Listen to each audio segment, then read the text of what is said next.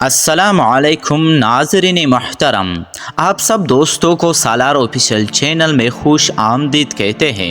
اس واقعے میں سلطان صلاح الدین ایوبی کی زندگی پر ایک بہت بڑا بدکاری کا داغ لگنے کے بارے میں آپ کو آگاہ کیا جائے گا۔ آدھی رات کا وقت ہو چکا تھا۔ صلاح الدین ایوبی جو کہ مستقبل کا سلطان تھا، اس پر ایک ماہرہ نامی لڑکی نے بدکاری کا الزام لگا دیا تھا۔ قاضی ابن ارسطو جو کہ صلاح الدین ایوبی کا استاد بھی تھا، وہ صبح اس مقدمے کو سننے والا تھا۔ یہ الزام ایک عام انسان پر نہیں بلکہ ایک باصلاحیت اور باکردار انسان، سلطان نظام الدین ایوبی کا بیٹا صلاح الدین ایوبی رحمۃ اللہ علیہ پر ایک ماہرہ نامی لڑکی نے لگایا تھا۔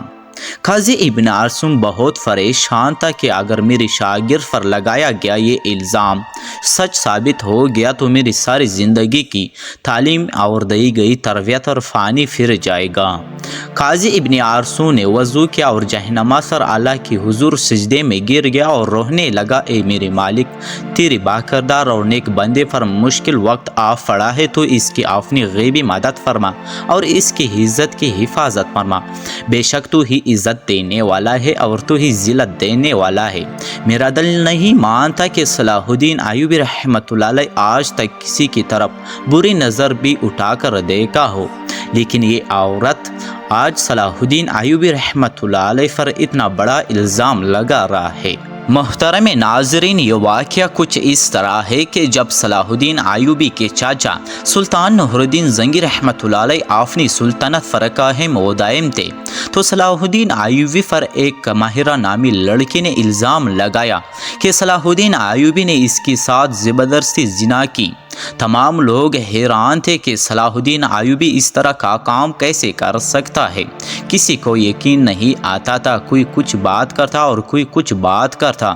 اگلی صبح سلطان نور الدین زنگی رحمۃ اللہ علیہ کی عدالت میں قاضی ابن ارسطو نے مقدمہ سننا تھا اور صلاح الدین پر فرد جرم عائد ہونے کے بعد سزا سنائی جاتی تھی۔ صلاح الدین ایوبی ساری رات بخار میں تڑپتا رہا اور اللہ سے دعا کرتا رہا، اے میرے مالک، تو ہی میری مدد فرما، تو ہی بہتر جانتا ہے، تو ہی سب سے سچا، بے شک میری مدد کرنے والا صرف تو ہی ہے۔ صبح کا وقت ہوا تو صلاح الدین کا بخار بہت زیادہ تھا۔ صلاح الدین نے وضو کیا اور نماز کے لیے کھڑے ہو گئے۔ نماز ختم کرنے کے بعد اللہ کی حضور سجدے میں گر گئی، دعا مانگی اور کہا کہ ہے میرے مالک، تو ہی میری عزت رکھنا۔ وہ دن ایوبی خاندان کے لیے بہت ہی عجیب دن تھا۔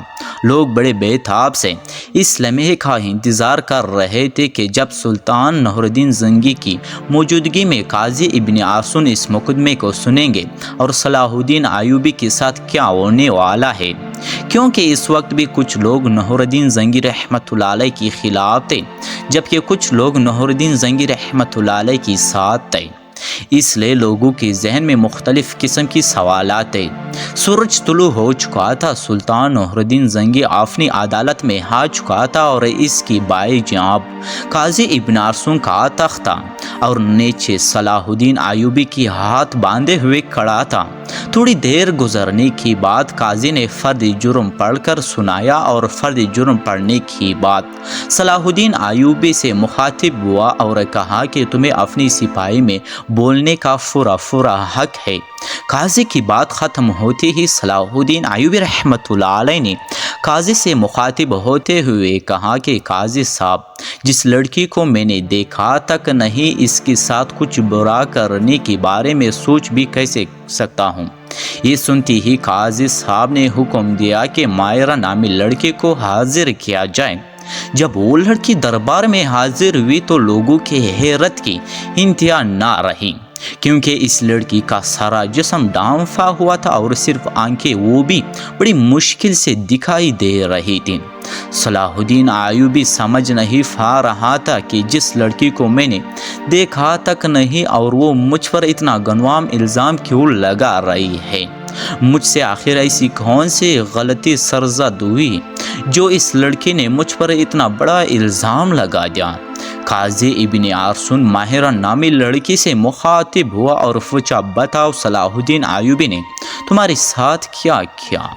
تو اس لڑکی نے کہا کہ میں اپنا بیان پہلے دے چکا ہوں، مزید ایسی باتیں کر کے میں اپنی مزید عزت خوار نہیں کروا سکتی۔ صلاح الدین ایوبی رحمۃ اللہ علیہ بخار کی وجہ سے چہرہ بہت زرد ہو رہا تھا اور ہاتھ کانپ رہے تھے، زبان پر بھی لذر طاری تھا۔ یہ دیکھ کر مجمع کو لگ رہا تھا کہ صلاح الدین ایوبی بے قصور نہیں ہے۔ سلطان نور الدین زنگی رحمۃ اللہ علیہ بڑے غور سے یہ سارا منظر دیکھ رہا تھا۔ پورے دربار میں سناٹا چھایا ہوا تھا، لوگ بڑے غور سے صلاح الدین ایوبی اور اس لڑکی کی باتوں کو سن رہے تھے۔ صلاح الدین ایوبی نے اس لڑکی سے کہا کہ کیا تمہیں اپنی رب سے ڈر نہیں لگتا کہ تم بے قصور انسان پر اتنا بڑا الزام لگا رہی ہو؟ لوگ سمجھ رہے تھے کہ سلطان نور الدین زنگی رحمۃ اللہ علیہ کا بھتیجا ہونے کی وجہ سے صلاح الدین ایوبی اگر مجرم قرار بھی دیا گیا تو سزا سے بچ جائے گا۔ صلاح الدین ایوبی نے قاضی سے کہا کہ جب ہم کسی بھی مسئلے کا حل نہیں نکال پاتے تو ہم پھر اپنی اللہ کی طرف رجوع کرتے ہیں، اور میں بھی اس لڑکی کو کہتا ہوں کہ اگر یہ اللہ کو حاضر و ناظر جان کر اللہ کی قسم کھا کر یہ کہہ دے کہ اس کا الزام سچا ہے تو میں وہ بھی گناہ قبول کر لوں گا جو مجھ سے سرزد بھی نہیں ہوا ہے۔ یہ سنتی ہی وہ لڑکی صلاح الدین کو بغور دیکھنے لگی۔ وہ صلاح الدین کی حالت سمجھ چکے تھے۔ تھوڑی دیر بعد غور بخوبی دیکھنے کے بعد لڑکی چک چک کر رونے لگی اور کہا کہ میں تمام مجمع کے سامنے اللہ کو حاضر و ناظر کر کر کہتی ہوں کہ صلاح الدین ایوبی بالکل بے قصور ہے، یہ سارا گناہ میرا ہے۔ یہ سن کر سارا مجمع حیران رہ گیا اور اس لڑکی کی چند الفاظ نے مقدمہ ہولٹ کر دیا۔ اتنے میں سلطان نور الدین زنگی رحمۃ اللہ علیہ تخت سے اٹھا اور اس لڑکی کو کہا کہ کیا تمہیں پتہ ہے کہ الزام تراشی کی تمہیں کتنی بڑی سزا مل سکتی ہے؟ تو اس نے کہا کہ مجھے معلوم ہے کہ اس کی مجھے کتنی بڑی سزا ملے گی۔ اس کے بعد قاضی ابن عرصو نے ماہرہ سے کہا کہ آخر ایسی کیا وجہ تھی کہ تم نے صلاح الدین ایوبی رحمۃ اللہ علیہ پر اتنا گنوام الزام لگایا؟ تو لڑکی نے اپنی آنکھیں جھکا لی، لیکن جب سلطان نور الدین زنگی رحمۃ اللہ علیہ نے لڑکی کی طرف دیکھا تو اس نے کہا، اے میری سلطان، میں جانتی ہوں کہ مجھ سے بہت بڑا گناہ ہو گیا، شاید جس کی تلافی بھی ناممکن ہو، کیونکہ جو داغ صلاح الدین ایوبی رحمۃ اللہ علیہ کی کردار پر وہ شاید میں چاہتے ہوئے بھی نہ مٹا سکوں، لیکن یہ سب کام کرنے کے لیے میں مجبور تھی۔ سلطان نور الدین زنگی رحمۃ اللہ علیہ نے پوچھا کہ بتاؤ تمہیں اس کام کے لیے کس نے مجبور کیا؟ تو ماہرہ نامی لڑکی نے امیر ابن مرکوم کی طرف اشارہ کرتے ہوئے کہا کہ اس عالم مرد امیر نے مجھے یہ سب کرنے کے لیے مجبور کیا۔ یہ سب سنتے ہی تمام درباری امیر ابن مرکوم کو ملامتی اور غصے کی نظروں سے دیکھنے لگے۔ امیر ابن مرکوم اپنی جگہ سے اٹھا اور بڑے دبدبے کے ساتھ کہنے لگا، یہ لڑکی جھوٹ بول رہی ہے، میں بھی سلطان صلاح الدین ایوبی رحمۃ اللہ علیہ کی طرح اس کو جانتا نہیں ہوں، لیکن سلطان نور الدین زنگی رحمۃ اللہ علیہ نے کہا کہ کل معلوم ہو جائے گا کہ کون بے گناہ ہے اور کون گنہگار ہے۔ اس کی بعد سلطان نور الدین زنگی رحمۃ اللہ علیہ نے ماہرہ نامی لڑکی کو اپنے کمرے میں بلایا اور پوچھا کہ بتاؤ اصل ماجرا کیا ہے؟ لڑکی نے کہا کہ ایک جنگ میں میرے ماں باپ مارے گئے اور میں اس ظالم امیر ابن مرکوم کی ہاتھ لگ گئی تھی، جس نے مجھ پر بے انتہا ظلم کرتا تھا، بے حد تشدد کرتا تھا، اور شاہی کا نیز کی جانچ کرنے کی بات اس لڑکی کی پیٹھ پر کوڑے کی نشان بھی دکھائی دی گئی تھی۔ اور ادھر سلطان نور الدین زنگی رحمۃ اللہ علیہ کی خاص جاسوسوں نے ماہرہ اور امیر ابن مرکوم کے بارے میں ساری معلومات اکٹھے کر لی اور ان کی آپس کے تعلق کو سلطان نور الدین زنگی رحمۃ اللہ علیہ کے سامنے بے نقاب کر دیا۔ یہ دیکھ کر سلطان نور الدین زنگی رحمۃ اللہ علیہ نے اگلے دن پورے مجمع کو ایک جگہ پر اکٹھے ہونے کی دعوت دی۔ یہ دعوت اس لیے تھی کہ قاضی ابن مرکوم کی سزا لوگوں کے سامنے دکھایا جا سکے۔ تمام لوگ بڑے بڑے دور سے امیر ابن مرکوم کی حالت دیکھنے کے لیے آئے۔ جب اس کو میدان میں لایا گیا تو سخت زنجیروں میں جکڑا ہوا تھا۔ لوگ اس کو ملامت نظروں سے دیکھ رہے تھے۔